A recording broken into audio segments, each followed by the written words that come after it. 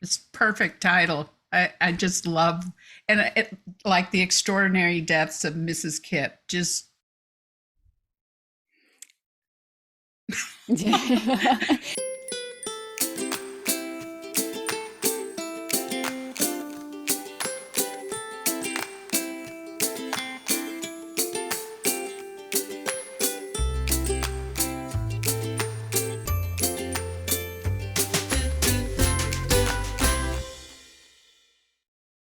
Happy New Year. This is Terri with A2A, author to author. And I am so excited because we're starting the year out right with a fantastic new, well, relatively new author, Sara Brunsvold. And she is kind of hanging off in the wings while I do a little housekeeping. But before I even do that, I just wanted to, I am so excited because her very first book, The Extraordinary Deaths of Mrs. Kip, won a Christie and and Carol Awards. And if you are an author, then you know that's a big deal. That's pretty exciting, especially for your very first book. So, and I loved Mrs. Kip so much, and there'll be a little more on that later. So, welcome to my new viewers, my new subscribers, and of course, my wonderful, regular, faithful subscribers over the last couple of years. Thank you and welcome. And if you have not subscribed yet, be sure and press that red button. And when the white bell comes up, click on that and you won't miss any future episodes. So, are you ready to meet this inspiring author? Well, welcome, Sara. Well, hello, Terri. Thank you so much for having me today. I've been looking forward to this conversation. Well, so have I. I really have. As Midwesterner to Midwesterner, I love it. I just love it. Sara, you are a novelist that is up and coming, and how can viewers and readers get to know you and keep in touch with you? So I love rolling out the welcome mat on my website, sarabrunsvold.com. I do have a couple of videos there as well that tells a little bit more about my testimony, about my journey to becoming an author.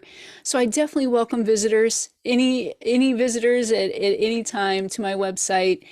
There's also a form there if you'd like to reach out. I love hearing from readers and connecting with them in that special way. Also on the social medias, Instagram and Facebook are where I like to hang out the most. So happy to meet you there if you're there as well.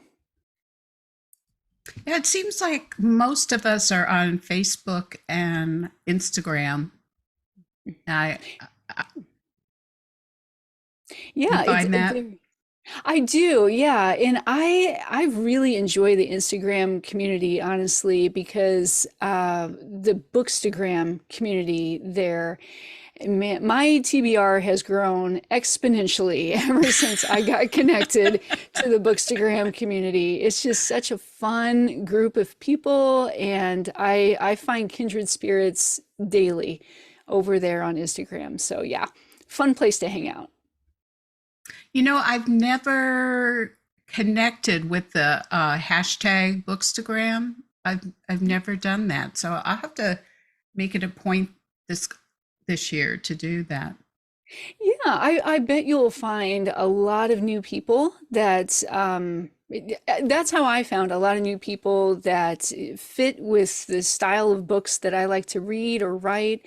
And also I have found some people there that have challenged me to get out of my comfort zone as a reader and try some new genres. So it's worth a try.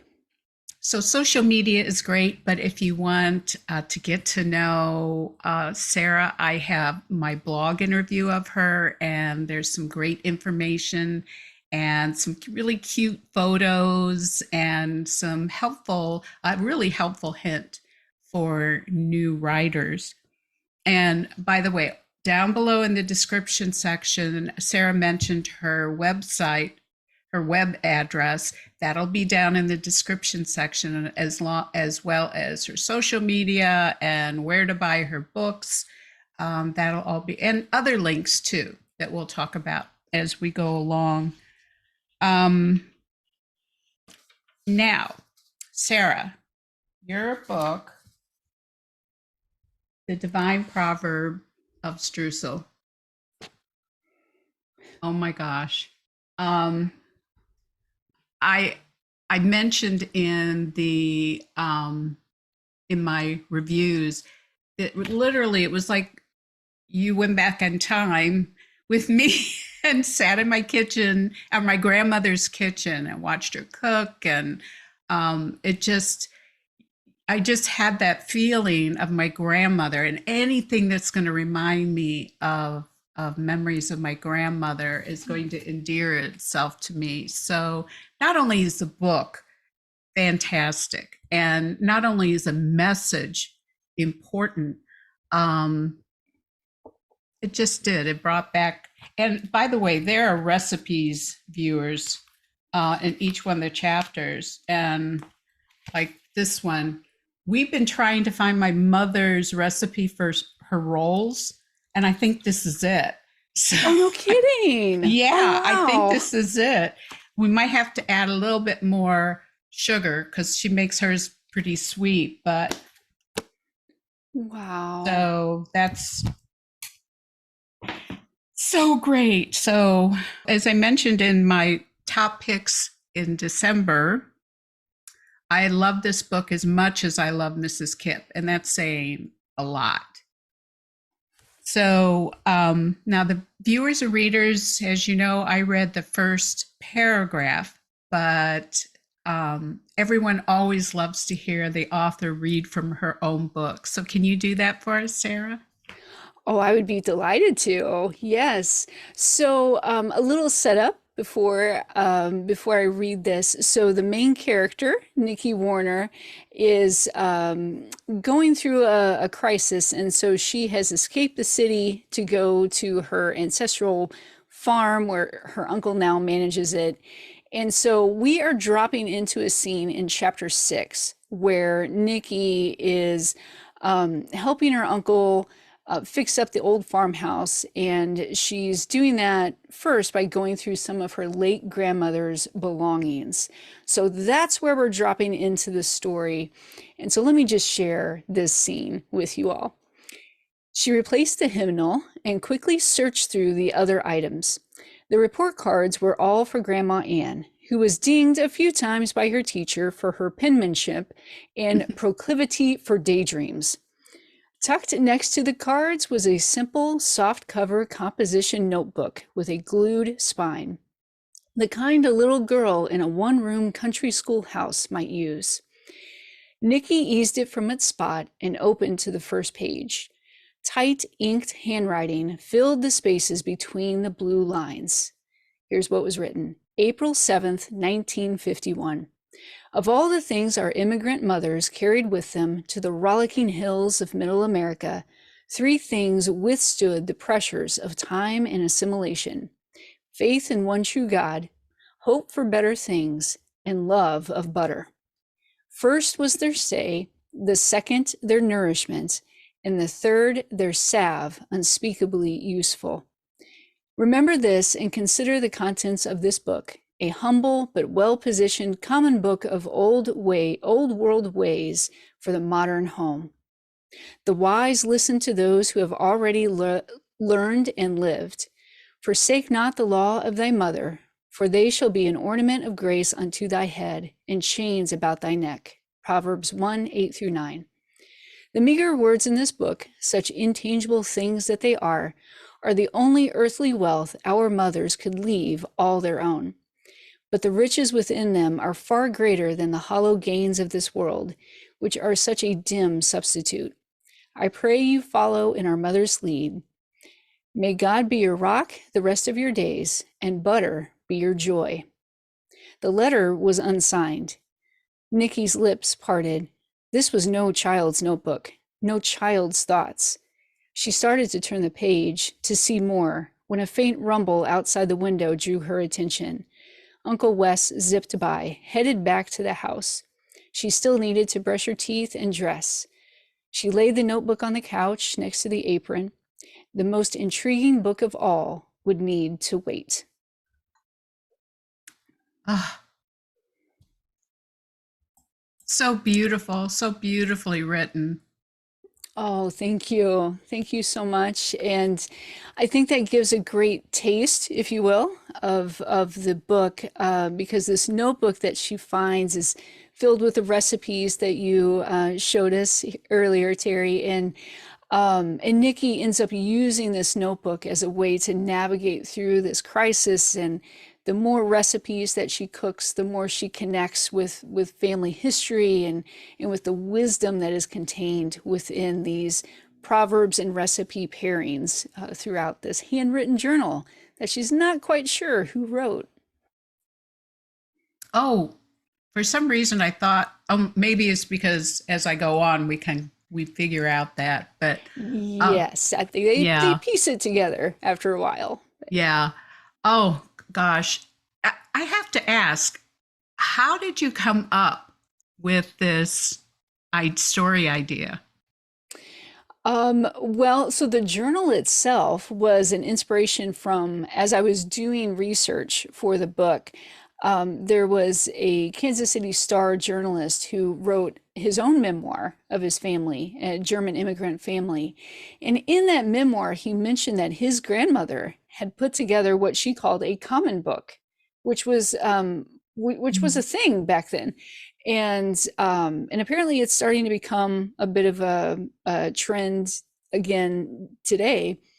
But she took a notebook that she got from the dime store and just started recording life wisdom, drawn from experiences. A lot of it was biblical. And I thought, what an interesting idea. And then, of course, the book is largely, well, not largely, the Divine Proverb of Streusel is loosely based on my own family story and Mm. heritage.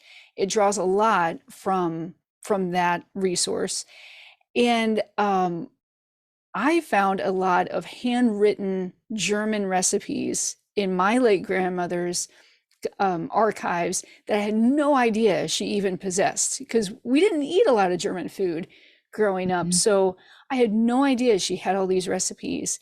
And so those two ideas, it just kind of collided into what is the divine proverb of Streusel. It's perfect title. I just love, and like the extraordinary deaths of Mrs. Kip. Just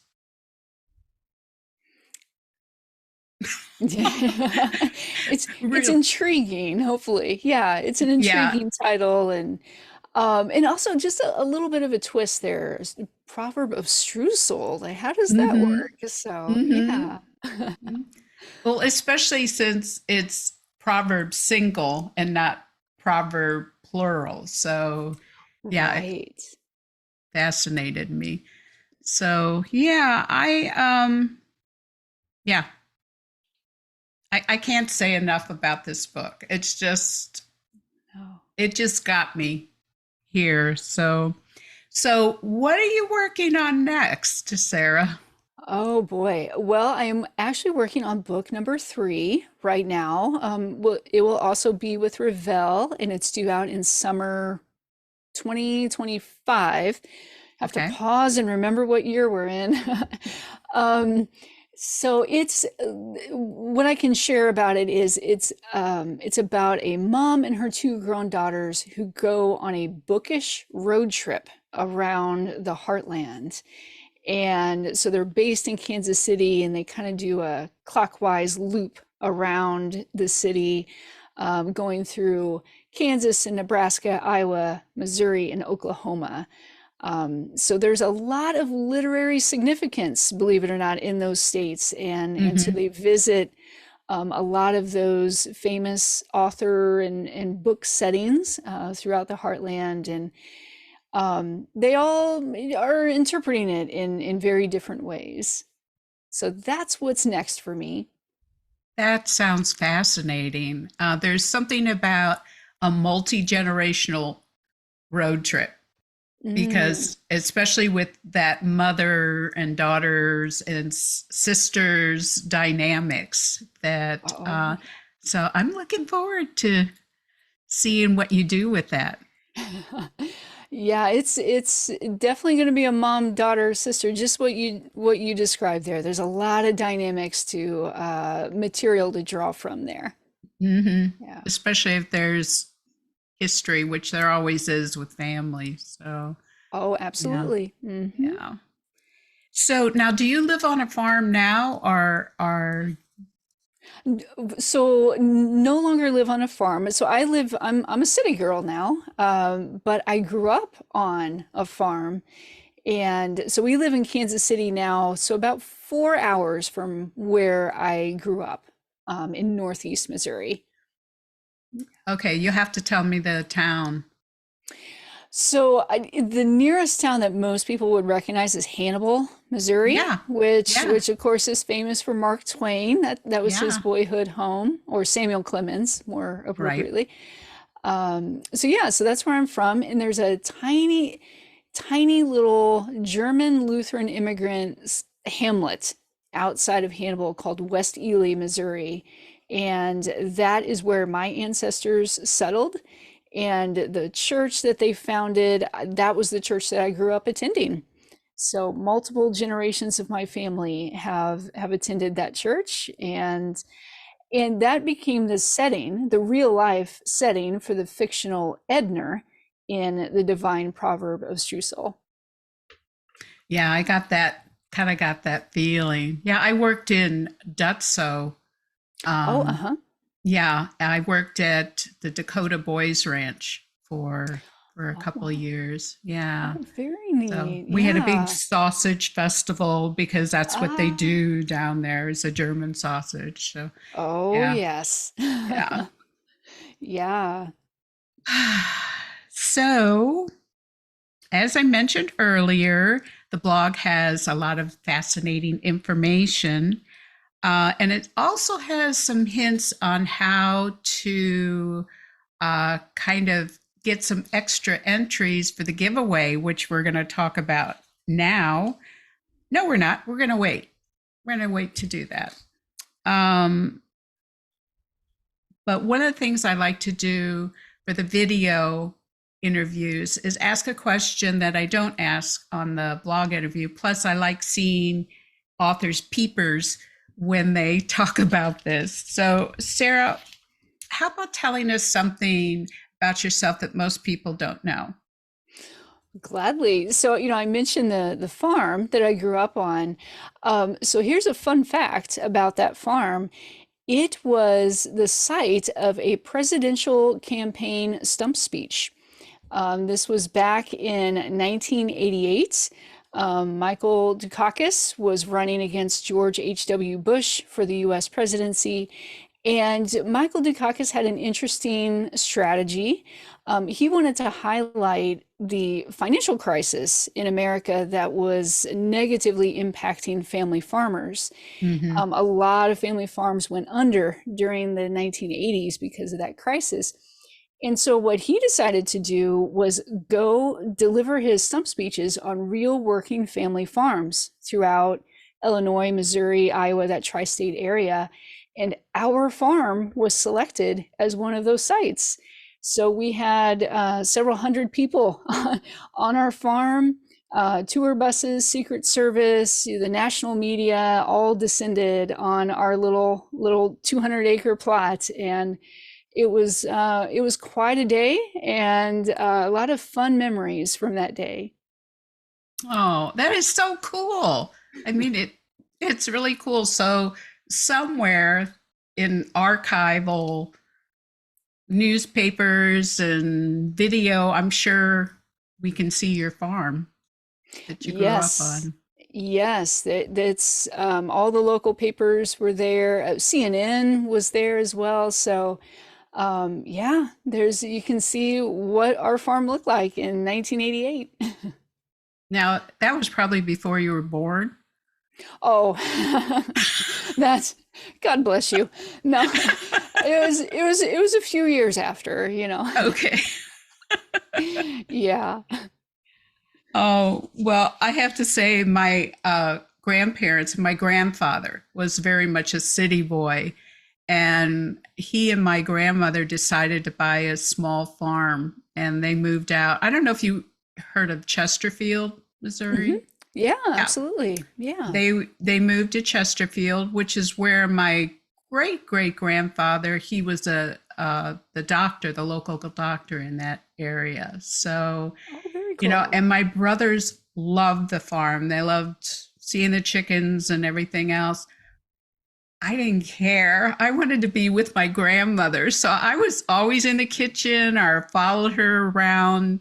You know, you could have tied her apron string around me and I would have been happy. So, Oh, um, yeah. Oh, we went back to yeah. visit that place and it's since been partitioned out to all Mhm. these developments. So, but the house is still there, which is nice. Yeah. I'm sure just seeing it brought back a lot of memories, a lot of It sweet memories did. for you. It did. It had been like a white clapboard, but now it's like rough sawn cedar. But the front porch is Oh, still there. So, oh, yeah. how cool. So now we're going to talk about the giveaway. So Ravel has graciously is going to provide a copy of the Divine Proverb of Streusel along with all those great recipes that are in there. But then Sara has some swag that she's including. Yeah.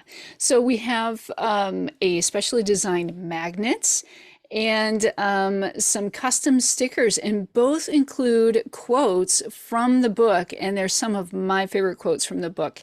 There will also be a signed book plate as well. Nice, nice. So when we choose a winner, which will be uh, sometime after January 19th, so if I find out from the winner if they want the book plate signed to someone, can you do that for them? Oh, absolutely. Yeah, I'd be glad to do that. So that'll make that book so extra special and meaningful. So thank you. Now, if you're already a subscriber to my YouTube channel and or my newsletter, as long as you comment, you get those extra entries. So that's kind of nice. And then one caveat, and that is that entries only from the contiguous U.S. are eligible. Unfortunately, sorry, Alaska, Hawaii. But you get to live in Alaska and Hawaii. So, Sara, do you have any final words for our viewers? Well, I would just say if you love stories that are set in the Midwest and that promote intergenerational relationships and dynamics, I would love to get to know you better. So please come find me on my website or through social media. I would love to get to know you more. That's great. And even if you're not from the Midwest, there's a special rhythm that comes from Midwesterners. It's really different than we've lived in Seattle, we've lived in Philadelphia, we're in the deep South. And you know, I can always tell someone who's from the Midwest. There's just the way that they look at the world and the way that they talk that Mm. is so unique and for me comforting.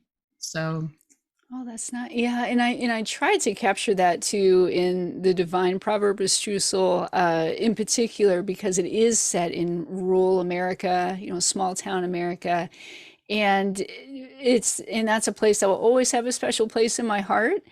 And so I did try to show that with realism and also just with a lot of respect for that slower pace because Even living in a city versus small town, you definitely notice there's a difference in rhythms, even if you're in a more metropolitan area versus more of a slow small town, which is just more of a slower pace. It's a different experience of the Midwest. It really is, because we lived in one of the suburbs of Philadelphia, and totally different, totally different rhythm. It took me a while to get used to it, but I did enjoy it because we lived there for about 25 years. But yeah.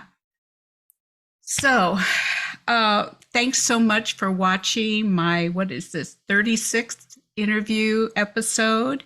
And one last reminder to be sure and check out the description section down below. It's got all these great links to Sara's website, where to buy her books, her social media. It's got my social media, and some of the other episodes that I did on Mrs. Kipp, as well as the streusel, the proverb of streusel. So you'll have to check that out. Next month, my featured author is the beloved and best-selling, multi-award winning author, Lynn Austin. So, but Sara, you have been such a treasure. Thank you so much for giving us your time and sharing your heart. And viewers, I'm sorry. Well, I was just going to say it is such a privilege and an honor to speak with you, Terri, and thank you so much for inviting me today. It was a treat. Thank you. And viewers, thanks again for watching. I'll see you next month. In the meantime, God bless and keep reading. Keep reading. Happy New Year.